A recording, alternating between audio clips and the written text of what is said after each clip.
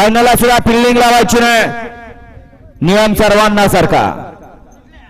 सुटला, एक सुट्टीला जाग्यावर राहिला, 14 जण पळायला लागले, 4 गाड्यात लढा चालवले.